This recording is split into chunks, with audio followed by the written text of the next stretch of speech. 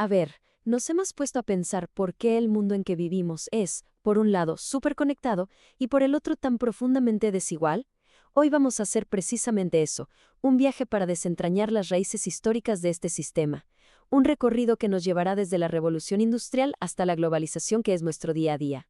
Esta pregunta es en realidad el motor de todo este análisis, porque para entender los desafíos de hoy, los económicos, los políticos, todos, es que es fundamental mirar hacia atrás. Tenemos que ver cómo se construyeron los cimientos del mundo que habitamos. Ok, aquí está la hoja de ruta. Primero, vamos a explorar este mundo conectado y desigual. Después, nos metemos de lleno con el motor de todo, el capitalismo. De ahí pasamos al imperialismo, a esa lucha por el poder.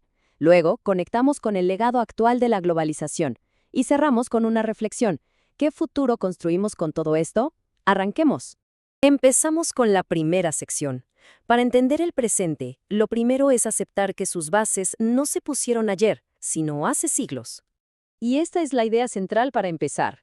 La globalización no es un invento de las últimas décadas. Para nada. Es en realidad la culminación de un proceso histórico larguísimo, que no se puede separar del nacimiento del capitalismo y de su necesidad, casi su ADN, de expandir los mercados a todo el planeta. Vamos ahora a la segunda parte, el motor del capitalismo. Analicemos el sistema que literalmente reconfiguró el mundo. ¿Cómo fue que el capitalismo se convirtió en la fuerza dominante que es hoy? Esta línea de tiempo lo deja clarísimo. A ver, los principios del capitalismo ya andaban por ahí desde el siglo XVI, pero fue la revolución industrial, en el siglo XVIII, la verdadera chispa que lo encendió todo. A partir de ese momento, el sistema no solo despegó, sino que pisó el acelerador a fondo hasta consolidarse como la fuerza dominante en todo el mundo. Y esta comparación es genial para entender la magnitud de la transformación. Es que pasamos de un mundo donde el trabajo era manual y todo se producía a nivel local, a uno donde las máquinas, la producción en masa y el capital lo redefinieron absolutamente todo: la sociedad, la economía y las relaciones de poder. Un cambio brutal. Y uno de los motores clave de esta nueva era fue la división del trabajo. O sea, esta idea que impulsó a Adam Smith, separar un proceso en un montón de tareas pequeñas. El resultado, la eficiencia se fue a las nubes, permitiendo una producción masiva que antes era impensable. Pero ojo, que el cambio no se quedó en las fábricas, ¿eh? Esto transformó la estructura misma de la sociedad, creando nuevas clases sociales. Y las consecuencias vinieron en cascada. Por un lado, aparecieron dos clases sociales nuevas: la burguesía, los dueños del capital, y el proletariado, quienes solo tenían su fuerza de trabajo para vender. Esto provocó que las ciudades crecieran de forma masiva, dio origen a la sociedad de consumo, y todito este nuevo mundo empezó a funcionar con una nueva fuente de energía: los combustibles fósiles. Ahora, aquí viene lo interesante, porque este progreso tuvo dos caras. Por un lado, sí, avances tecnológicos increíbles, un crecimiento económico nunca visto. Pero por el otro, y esto es fundamental, nacieron también la desigualdad estructural y nuevas formas de explotación. Una verdadera espada de doble filo. Pasemos a la tercera sección, porque esta nueva competencia industrial no se iba a quedar quieta dentro de las fronteras de cada país. No. Pronto se desbordó y dio inicio a una etapa súper agresiva de expansión global. Hacia finales del siglo XIX, la competencia entre las potencias industriales se volvió feroz.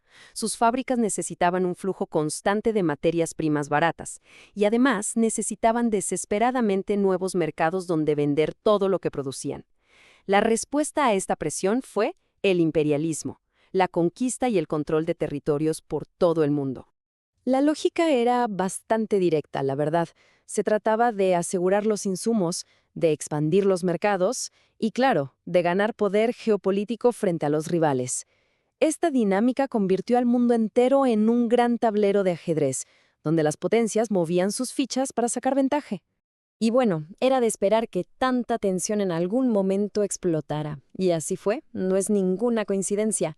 Esta carrera imperialista, estas rivalidades económicas, fueron la causa directa de la catástrofe que fue la Primera Guerra Mundial.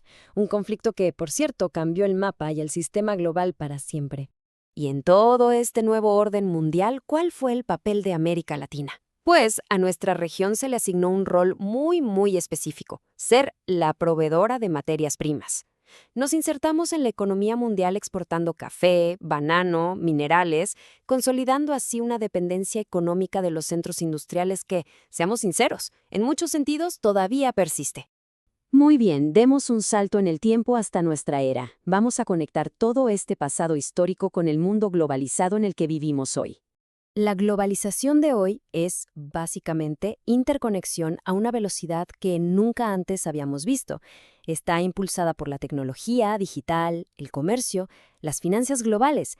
En esencia, es como una versión acelerada y mucho más profunda de las mismas dinámicas de mercado y poder que empezaron a forjarse hace más de un siglo. Pero aquí nos topamos con la gran paradoja. Este gráfico lo muestra perfectamente. A ver, el crecimiento económico global, la primera barra, ha sido alto, sin duda. Pero fíjense en la barra del medio, la de la concentración de la riqueza, se ha disparado.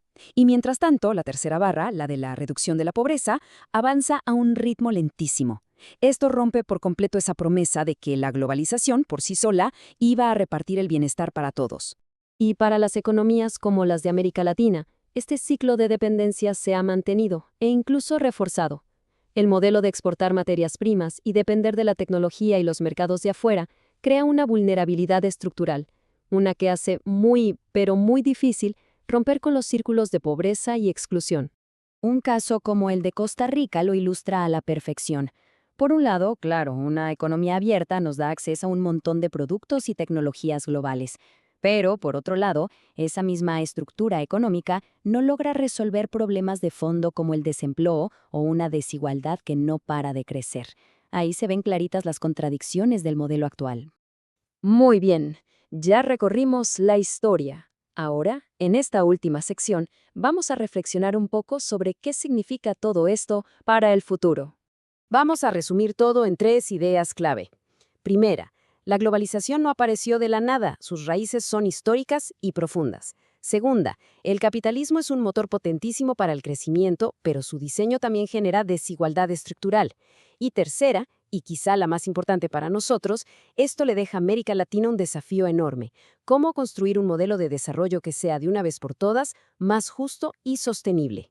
Y cerramos con esta pregunta, que es quizá la pregunta del millón. Ahora que entendemos mejor de dónde venimos, el verdadero reto es pensar hacia dónde vamos. ¿Será que podemos reimaginar un modelo de desarrollo que funcione para todas las personas y también para el planeta? La historia nos da el contexto, pero el futuro, bueno, el futuro todavía lo tenemos que escribir. Muchas gracias por habernos acompañado.